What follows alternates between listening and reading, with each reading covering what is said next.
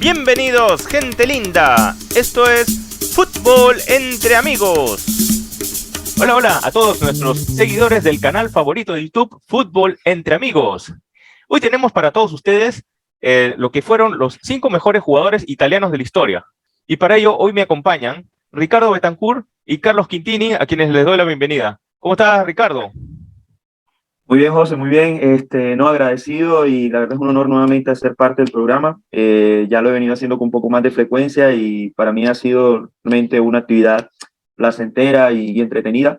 Y bueno, para el día de hoy tenemos un tema bastante interesante que seguramente despertará mucho morbo, despertará mucha polémica, porque intentaremos tratar de conciliar o llegar al consenso de los 5 mejores jugadores italianos de la historia y tengas en cuenta que aquí abarcamos un universo de jugadores realmente magníficos, talentosos y de primer nivel que dejaron una huella imborrable y perenne en el fútbol mundial. Entonces, la verdad, un trabajo complicado, complejo, pero realmente interesante, digno de debatir. ¿Cómo estás, Carlitos? Te doy nuevamente la bienvenida. Buenos días, José. Buenos días, Ricardo. Buenos días a todos los que nos ven. Bueno, encantado de participar en esta dinámica de este video, que para mí es muy especial porque yo realmente me considero tifoso, seguidor del fútbol italiano en general desde que yo veo fútbol. Y bueno, encantado de participar en esta dinámica con ustedes. Nos ha sido muy complicado tratar de sacar estos 5 mejores jugadores, donde pues nos quedamos con las ganas de poner a otros tantos. Sale un jugador, pero dejé atrás a este otro. ¿Qué complicaciones tuviste tú, Ricardo? Muchas complicaciones, sobre todo en la comparativa de jugadores que de pronto difieren mucho en cuanto a posición, porque a lo mejor, bueno, eh, está en el aire la creencia que es un tanto odioso esta comparativa entre posiciones, porque yo creo que para ser justo y para ser más objetivo, a cada jugador hay que valorarlo desde los límites del rol que juega. Y aquí es muy complejo, entonces, en ese sentido, tratar de ser ecléctico digamos, aventurarse con un juicio en el que se pondere uno sobre otro. Pero bueno, al final, este era la consigna del ejercicio y se hizo, no sin ser complicado.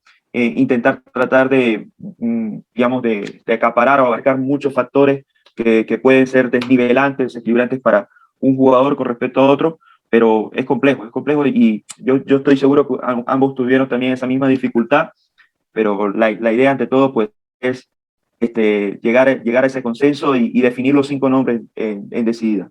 Bueno, Carlitos, ha sido complicado porque los jugadores que se nos han quedado en el tintero, por decirlo así, fueron simplemente por diferencias milimétricas. Vamos a comenzar dando las menciones honrosas, como solemos hacer, y una de las primeras menciones honrosas que queríamos hacer y que tú, Carlitos, rescataste, es una figura que viene directamente del pasado. Desde los años 40, rescatamos la figura de Valentino Mazzola.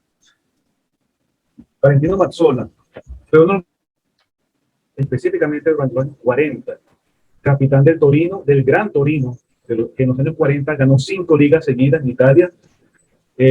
Torino, capitaneado por Mazzola, era uno de los mejores equipos del mundo, a pesar de que en esa época no se jugaban torneos internacionales porque el mundo se quería recuperar la Segunda Guerra Mundial. El Torino sí hizo algunas giras, tanto por Europa como por Sudamérica. Entonces, algunas o bastantes personas sí pudieron ver jugar a Valentino Mazzola. Este jugador es un delantero ofensivo izquierdo, número 10, muy completo táctica y técnicamente. Yo he leído que algunos lo consideran el primer futbolista total de la historia del fútbol, inclusive antes de Di Stéfano, por ejemplo. Él dice que puede jugar en cualquier función, armado, asistencia, claridad en los pases, llegaba al gol, anotaba goles también, impresionante, y un sacrificio también, incluso para recuperar los balones, y era un líder, también era un líder. Liderizaba, daba el ejemplo con su fútbol y también con su actitud.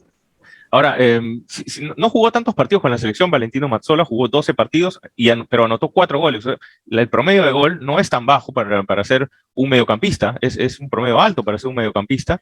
Era gran cabeceador también, a pesar de tener 1,70 m, y con el Torino, pues prácticamente ganó todo. Las 5 ligas en las que estuvo, murió prematuramente, como sabemos en la tragedia del Superga. Eh, pues los 5 campeonatos que jugó con el Torino, las 5 ligas de Serie A, los ganó. Entonces, sí, definitivamente Valentino Mazzola es alguien que valía la pena tener en consideración y rescatar pues, de ese pasado histórico del fútbol italiano. Otro que se quedó en una mención honrosa, que seguramente, pues, si hubiéramos tenido otras personas también aquí opinando, podría haber entrado en un top 5, porque, como digo, las diferencias son muy mínimas, muy pequeñas. Fue Franco Baresi. Sí, correcto. En mi lista estaba de cuarto. Para mí, Franco Baresi, gran capitán del Milan, que marcó una era de dominio en Europa en los años 90. Un jugador excepcional, más que fue uno de los últimos bastiones de esa posición casi extinta que es la del líbero, y una posición además, un rol, perdón, que además desarrollaba de manera magnífica Franco Baresi. Además, digamos, encajando perfectamente en un sistema algo revolucionario como fue el de Arrigo Sacchi, y siendo ese jugador, siendo digamos, ese jugador cerebral, siendo ese líder dentro de la defensa que también mandaba la salida, ordenaba el equipo desde atrás. Lo has mencionado tú, Ricardo. Era un jugador sí, con excelente talento para la salida, para la visión y organización de juego, un defensa muy rocoso, muy difícil de pasar y sobre todo gran anticipador. Como todo buen defensor italiano, era tiempista, era un jugador que además creo que tiene pergaminos de sobra, 4 mundiales o 3, bueno, no, la verdad, ahora me entra la duda si participó en el Mundial del 86, siendo capitán, siendo el gran referente de un Milan glorioso. Bueno, yo creo que tiene argumentos de sobra justamente para estar en ese top 5, pero claro que tenía una gran competencia y dentro del balance, pues tampoco es, digamos, desmerecedor que haya solamente tenido esta mención de honor. Sin embargo, yo creo que Baresi está dentro de esas defensas que podríamos incluso en algún punto considerar dentro de ese hipotético mejor 11 de la historia, me parece. No sé si complementándose bien con Beckenbauer, pero seguramente como líbero dejó una vara altísima, altísima. Era apodado como el segundo Kaiser, ¿no? Sí, ya que mencionaste a Beckenbauer, era apodado como el segundo Kaiser. Ajá. Y iba muy bien por alto, a pesar de no ser tan grande. Esos que dicen que los defensas tienen que ser altos para poder ir al juego aéreo. No, Baresi tenía 1,76 m y pues iba muy bien por el juego aéreo. Era prácticamente un defensa impasable. Sí, era muy férreo en la marca, era muy inteligente también para saber cómo, digamos, cerrarle los espacios a los rivales. Dentro del sistema de Arrigo Sacchi, Baresi era el que mandaba, era el mariscal, prácticamente era el que daba la orden para salir a tiempo y dejar al rival, generalmente a los rivales que salían con balones largos, los dejaba en posición adelantada. Entonces yo creo que eso fue un gran mérito. Un jugador con esas cualidades yo creo que no merece quedar relegado, pero bueno, que se hace, ¿no? Hay que escoger 5 y esa fue la dificultad. Sí. Así es. Bueno, mencionamos a los defensas italianos, como siempre ha sido un país que se caracteriza primariamente por sus defensores y también por sus arqueros. Y cómo no iniciar este top 5 sin uno de sus mejores jugadores de la historia, uno que se adueñó del puesto del arco durante 2 o hasta 3 décadas. Me estoy refiriendo a Gianluigi Buffon, ese gran arquero, capitán de la selección italiana por mucho tiempo, ganador del Mundial del 2006, ícono y estandarte de la Juventus, y no solo juventino, sino del Parma también, con el que ganó una Copa UEFA, ganador de innumerables ligas con la Juve. Sin duda, Buffon merece estar en este top 5. No lo situamos más arriba, a mi juicio, yo lo situé mucho más arriba, para mí era número 2 o 3, pero sin embargo, con la votación de todos nosotros, Buffon ha quedado en el 5.º lugar. ¿Qué opinión les merece Buffon, Carlos? A ver, Buffon es sin duda alguna uno de los mejores arqueros del mundo de todos los tiempos, pero no digo de los 20 mejores, digo de los 5 o de los 3 mejores. Eh, Buffon combina dos cosas, eh, capacidad y longevidad, o sea, gran capacidad y longevidad. Buffon está jugando y demostrando y siendo uno de los mejores arqueros del mundo desde antes que muchos de los que nos están viendo nacieran. Eso hay que tomarlo muy en cuenta. ¿Okay? Desde mediados, finales de los años 90, cuando comenzó, porque Buffon ya comenzando su carrera, ya destacaba. Él apenas surgió en el Parma, ya se destacaba, jugando en aquella época, la mejor época del fútbol italiano, se destacaba y se merecía ya la convocatoria para la selección italiana, y el resto es historia. Mucha gente conoce a Buffon desde los últimos 15 años, pero tal vez mucha gente ignora que Buffon desde aquella época, de la época de Buffon, enfrentó a Batistuta, a Baggio, a Ronaldo, a Viejo.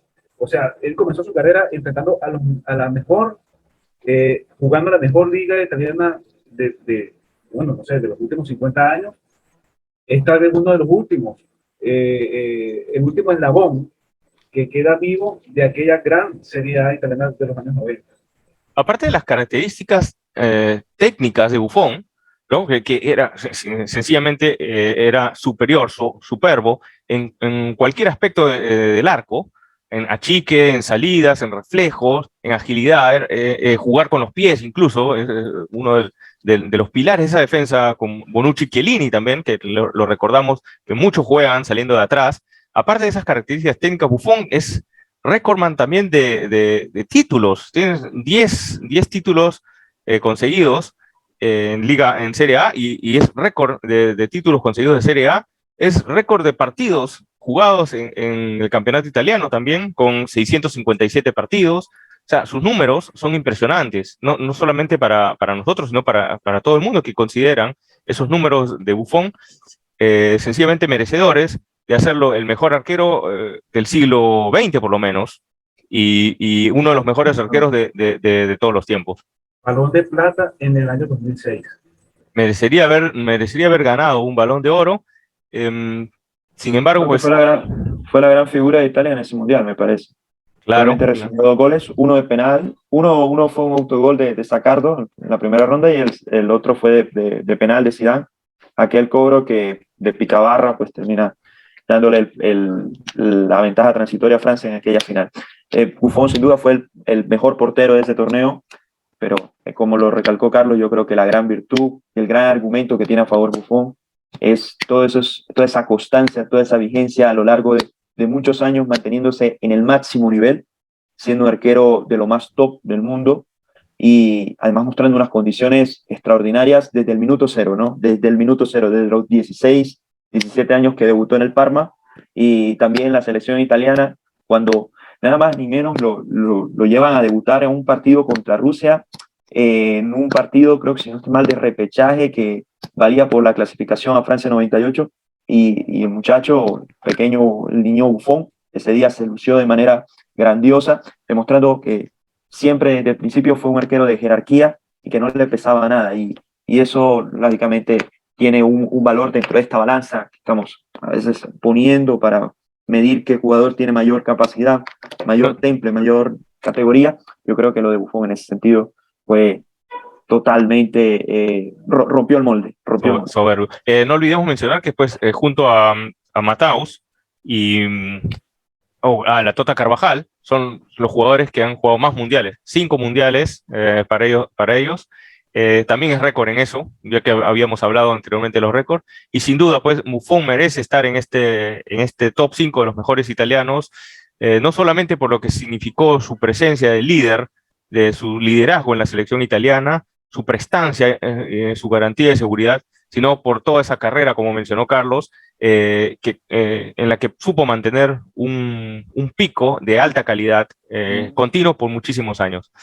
Para mí, sí, no, de pelea mano a mano con Lei Yashin, el título de mejor arquero de la historia, sin duda.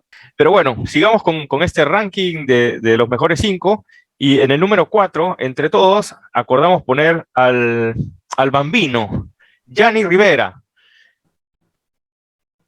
Bueno, que me ceden el balón, voy a empezar diciendo mejor jugador italiano considerado por la Federación Internacional, la FIHS, de Historia y Estadística, Federación Internacional de Historia y Estadística.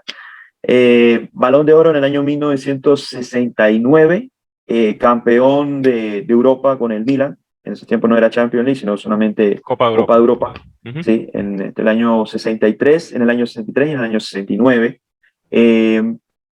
También campeón con Italia de la Eurocopa del 68 y subcampeón del mundo en los años 70. Bueno, yo creo que con ese prontuario se cae el estante, porque no, a ver, tiene, creo que uno de los registros más grandiosos que puede tener un futbolista italiano, tanto a nivel individual como colectivo.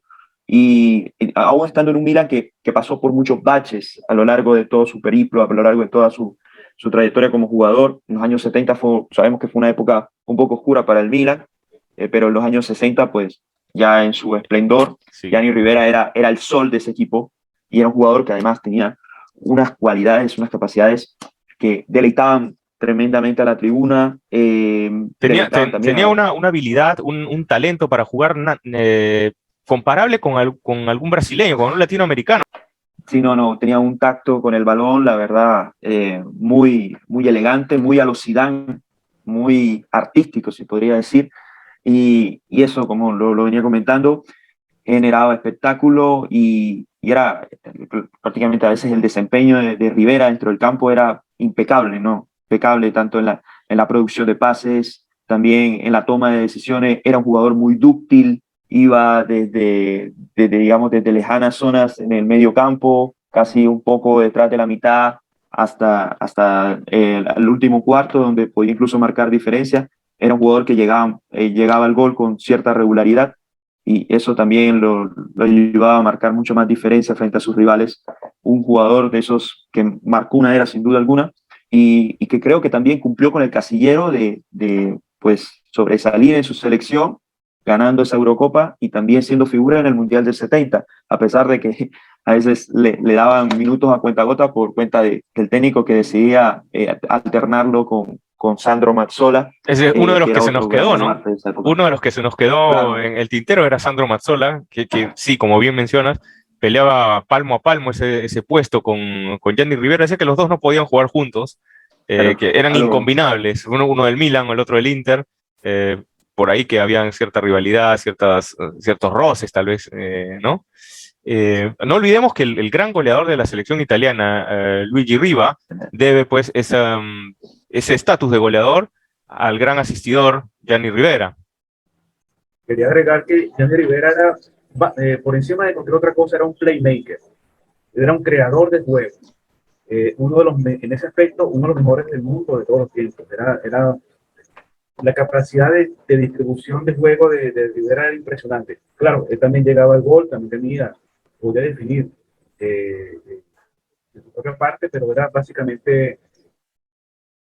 También quería agregar que en el año 63, cuando Rivera apenas tenía 20 años, él llevó al Milan a ser campeón de Europa, ganó la Copa de Campeones, así es. Y por ese gran mérito, él quedó segundo en el Balón de Oro de ese año, con apenas 20 años. Solamente quedó por detrás de Chile. El bambino.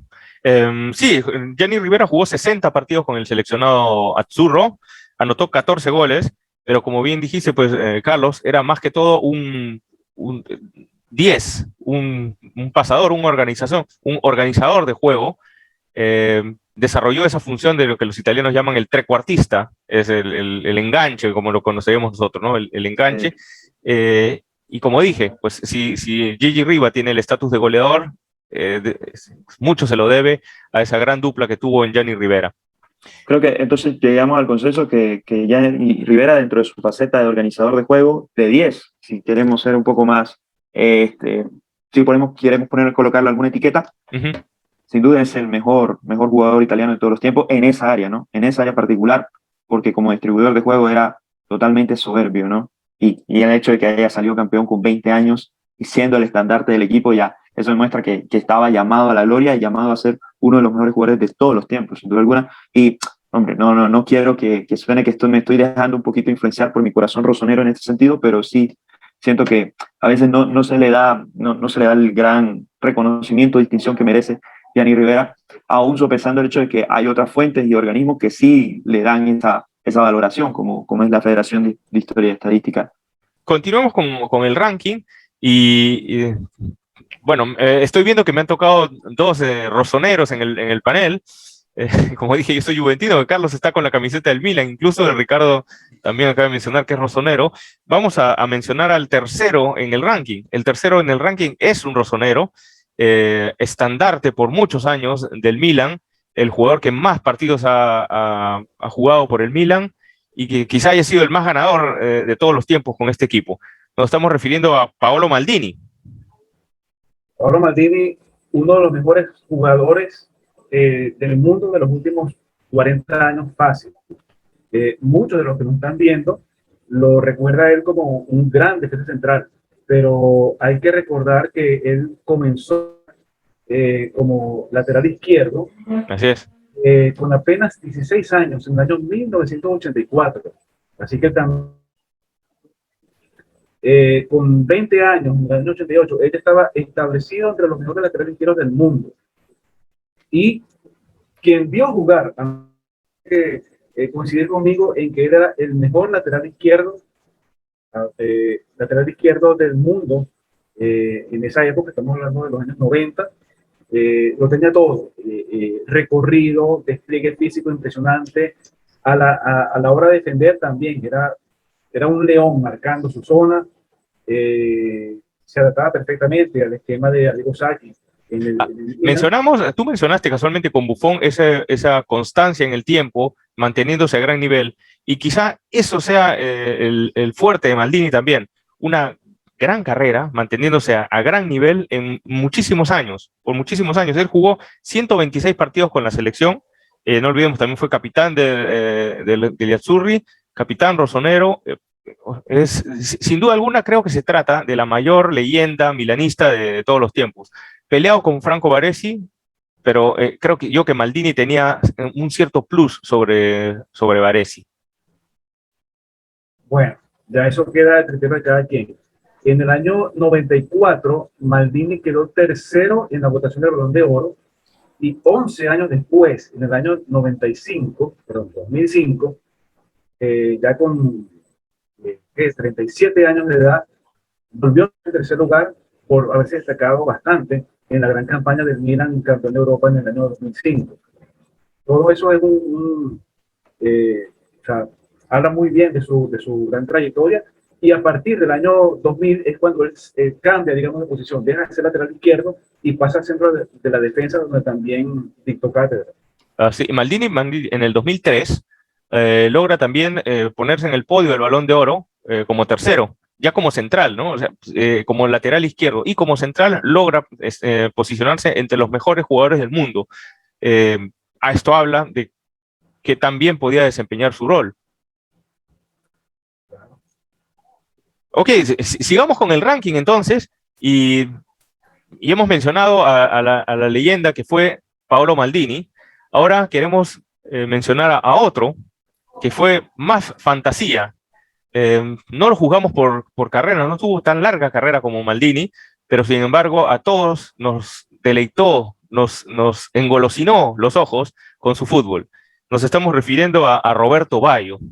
A Roberto Baggio, a quienes los vimos en su desempeño en los mundiales, pues nos deja la impresión de haber sido esa joya fantasiosa que creaba, que inventaba, que daba gusto verlo siempre jugar. Estaba entre, digamos, la efectividad y la preciosura combinada en un mismo esquema, ¿no? Balón de Oro en 1993 y ganador de 2 ligas, con 2 equipos distintos, con la Juve en el 95, con el Milan en el 96, y aparte también jugó en el Inter, o sea, jugó en los 3 grandes equipos italianos de la historia, en la Juventus, en el Milan y en el Inter. Cuando se hable de Roberto Baggio, básicamente hay que recordar lo que él jugaba y ver videos de cómo él jugaba. O sea, no podemos, digamos, limitarnos a la cantidad de títulos porque realmente fue poca. Yo creo que él apenas ganó 4 o 5 títulos en toda su carrera. Sí, y también tuvo algunos inconvenientes con directores técnicos en sus clubes. Por eso fue que Bayo no tuvo una carrera muy, digamos, constante a nivel de clubes digamos, no pasó mucho tiempo con algunos de sus clubes. Pero sin duda alguna, Bayo combinaba la fantasía, la capacidad goleadora y también la capacidad creativa. Todo eso en un jugador. Bayo anotó 321 goles en su carrera y eso es muy meritorio, tomando en cuenta que jugó toda su carrera en la dificilísima Liga Italiana, muy difícil para anotar goles, y en la mejor época, en los años 90, bueno, desde los años 80. Hablando de goles, Bayo es el único jugador italiano en haber anotado en 3 mundiales distintos, en el 90, en el 94 y en el 98. Y de esos goles anotados en 3 mundiales, recordamos particularmente el gol anotado contra Checoslovaquia en el 90, ¿no? Que fue, si no me equivoco, el mejor gol del mundial, el mejor gol anotado en ese mundial, y los goles que hizo en el 94 para permitir el pase de Italia a la final, inesperada final que consiguió el elenco italiano ante Brasil, dirigidos y guiados de la mano del divino Roberto Baggio. En momentos in extremis del partido, cuando más se necesitaba de pronto un chispazo de brillantez de alguna individualidad importante, Roberto Baggio siempre sacaba la casta. En los últimos momentos, los últimos minutos, que ya Italia estaba ya la coyuntura de mayor tensión del partido, que parecía que se veía abrumado por el rival, por ejemplo contra España, que se vio muy incómodo. Se vio muy incómodo. Sin embargo, Roberto Baggio, con su enorme individualidad, creo que ganó solo el partido, y bueno, eso le da creo que un plus, le da un mayor valor a lo realizado, a la obra de Roberto Baggio en el fútbol, ¿no? Lastimosamente eso no se terminó consagrando con el título, lastimosamente, así como los médicos también se mueren, erró ese penalti contra Taffarelli y significó la derrota de Italia en la final, pero lo hecho en ese Mundial del 94, Roberto Baggio, la verdad es que fue inconmensurable. No tuvo una carrera muy longeva, a ti que te gustan las carreras longevas, Carlos, no tuvo un pic de muchos años, pero sin embargo esos años en los que estuvo situado en los mejores, entre los mejores, fueron pues una exponente de fútbol a máximo nivel, una delicia, como mencioné anteriormente, ver ese fútbol de Roberto Baggio. Roberto Baggio fue muy castigado también por las lesiones a lo largo de toda su carrera. Sobre todo al principio de su carrera, todavía en la Fiorentina, eso fue una lesión muy grave que casi lo retira del fútbol. Él logró recuperarse y edificar su gran carrera, y luego, a lo largo de los años también fue bastante afectado por varias lesiones. Un guante del pie, Roberto Baggio, para cobrar tiros libres, ¿eh? Un guante del pie. Sí, era una pegada preciosa. Eran pinturas. Baggio es mi ídolo. Dentro del fútbol es mi ídolo, y en el grupo Fútbol Histórico yo he publicado bastantes publicaciones sobre él, videos, inclusive un video solamente sobre asistencias de Roberto Baggio, para ver esa otra faceta también donde él también destacaba. El divino Codino, incluso ya de viejo, ya en sus últimas, supo brillar también y sacar digamos, de su escondite al Brescia, para situarlo entre los mejores equipos de la Serie A ya en sus últimos años, jugando con Pep Guardiola incluso. Bueno, sí. Jugando sus últimos años en el Brescia, él le enseñó a crear fútbol a un muchachito llamado Andrea Pirlo. Tal Andrea Pirlo. Increíble, también estuvieron juntos, ¿no? Jugaron juntos en la recién saliendo Andrea Pirlo del Brescia, tuvo como maestro pues al gran Roberto Baggio. Pirlo no está, Roberto Baggio sí, en el segundo lugar, pero nos toca mencionar al más grande italiano de todos los tiempos, al juicio de nosotros tres. El mejor italiano de la historia es Giuseppe Meazza. Dale, Ricardo. Y bueno, nuevamente se cae en cualquier argumento, la verdad, y no creo que digamos, cualquier preámbulo o introducción sobra, ¿no? Porque para quien es conocedor de la historia y respeta la historia en sí, sabe que el nombre de Giuseppe Meazza está teñido con letras de oro dentro del fútbol italiano y mundial, siendo el jugador que alcanzó un mayor reconocimiento como mejor jugador de su época. Está grabado en el nombre de un estadio, esas letras de oro. Claro, entonces aquí es donde uno alcanza a darse cuenta la magnitud del jugador, ¿no? Y lo que realmente representó tanto para los equipos que jugó como para la selección italiana, a quien llevó a la gloria nada más ni menos que 2 veces. Bueno, sobra de pronto contar algunos detalles de cómo Italia logró esos títulos, pero sin duda Giuseppe Meazza fue el gran estandarte, el gran ícono de esa Italia y un jugador que era un fenómeno en todo sentido, ¿no? Decían que también era muy carismático y muy mediático, el primer jugador mediático de la historia, muchos lo califican así porque... Bohemio y galán. Exactamente. Me gustaba mucho de las donas. Goleador, un jugador con unas condiciones tremendas, excepcionales. La verdad que los rivales le temían mucho a Giuseppe Meazza, ¿no?